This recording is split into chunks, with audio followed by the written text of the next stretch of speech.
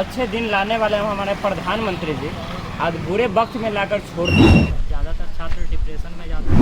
-24% GDP down हो जाता है। बहुत ही दुर्भाग्यपूर्ण है। सबसे पहले तो हम लोग परेशान हैं रोजगार। युवा जो लॉज में रह करके अपने घरों में रहकर जो सरकारी नौकरी की तैयारी किया करते थे, आज उन लोगों को सरकारी नौकरी तक नहीं मिली, सरकार मुहैया नहीं करा रही है।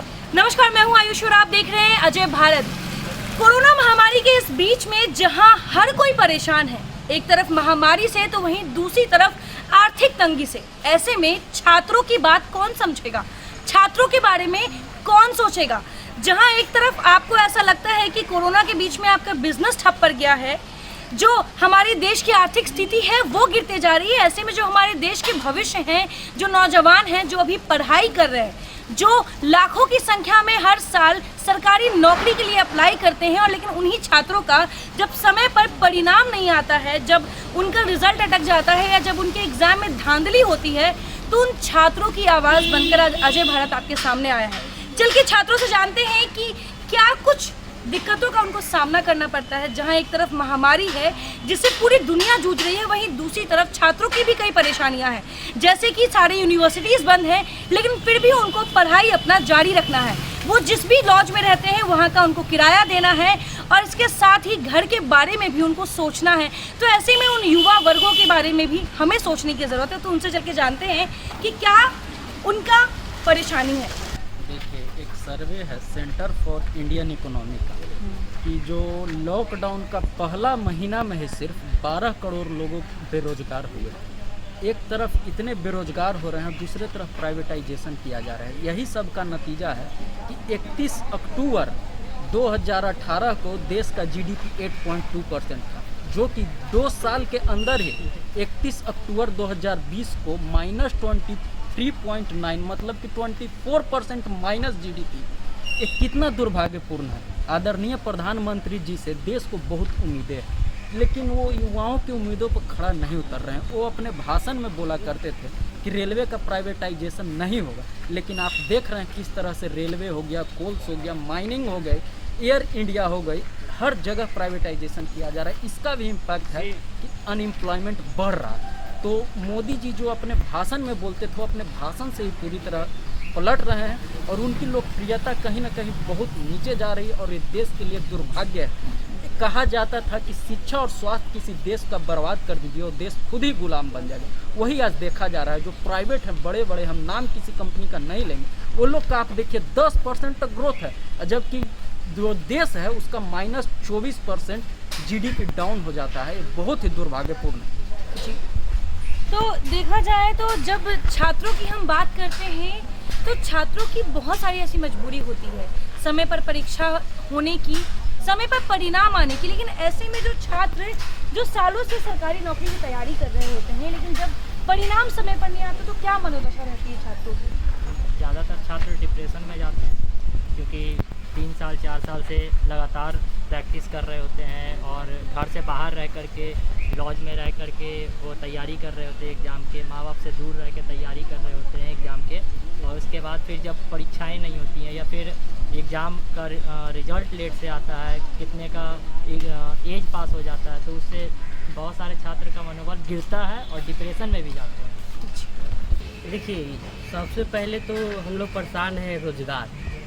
जो हम लोग को पढ़ाई करने के लिए देहात गांव से आते हैं, पटना में पढ़ते हैं, 2 साल 3 साल स्ट्रगल करते हैं और रोज़गार नहीं मिल पाती है, जिससे हमारे माँ बाप भी हताश होते हैं।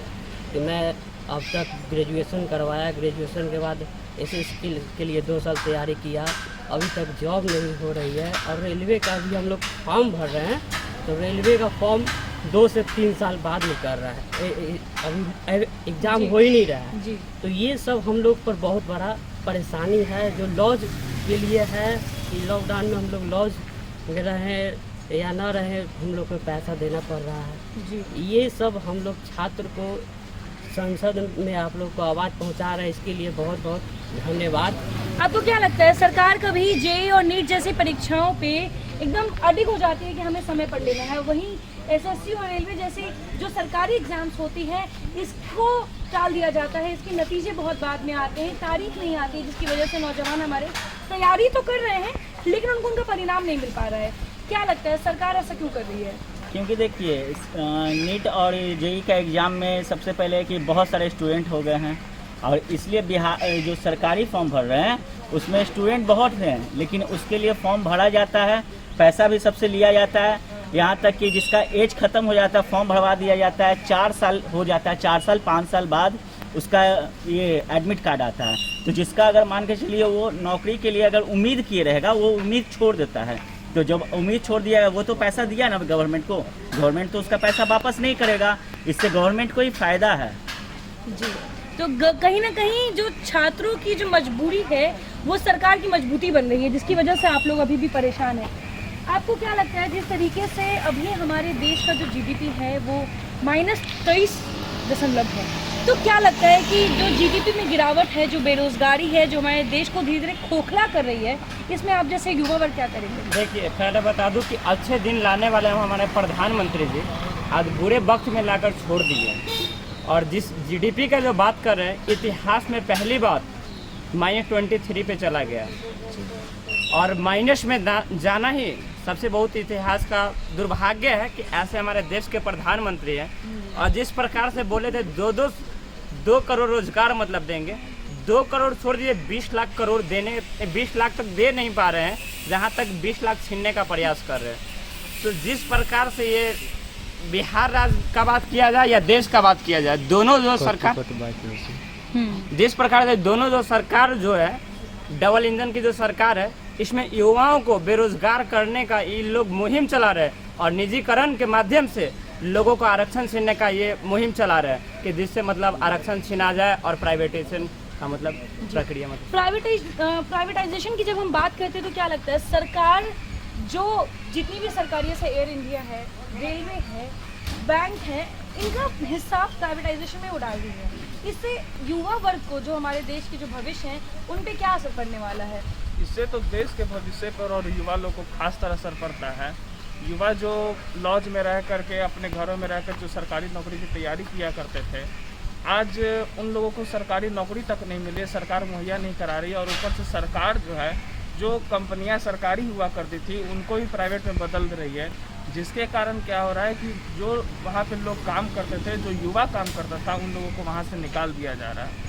सरकार युवा को नहीं देखना चाहती और ना ही युवा के लिए विकास की काम करना चाहती है, न युवा के लिए कुछ करना चाहती है। सरकार सिर्फ मोर को दाना खिलाती है और चुपचाप घर में जाकर सोती है। युवा के लिए, इस देश के लिए सरकार कुछ नहीं कर रही है। तो देखा जाए तो जब एक छात्र जो हमारे देश का भविष्य होते हैं उनको जब ऐसी निराशाओं का सामना करना पड़ता है तो हमें ये भी सोचना होगा कि एक छात्र जो कि गरीब तबके से है या जो कि गांव से उठ के शहर में आके सरकारी नौकरी की तैयारी कर रहा है, वो सिर्फ एक छात्र का जीवन नहीं, उसके पीछे उसके पूरे परिवार की भी उम्मीदें लगी रहती है। और जब सही समय पर परिणाम नहीं आता है, जब धांधली होती है एग्जाम में, सरकारी नौकरियों में, तो सिर्फ उस छात्र का नहीं, उसके पूरे परिवार का भी जो मनोबल है वो टूटता है और बिखर जाता है। ऐसे में हमें हमारे भविष्य के लिए, हमारे युवा वर्ग के लिए सोचने की ज़रूरत है। फिलहाल बने रहे अजय भारत के साथ। हमारा चैनल लाइक एंड सब्सक्राइब करना ना भूलें। धन्यवाद।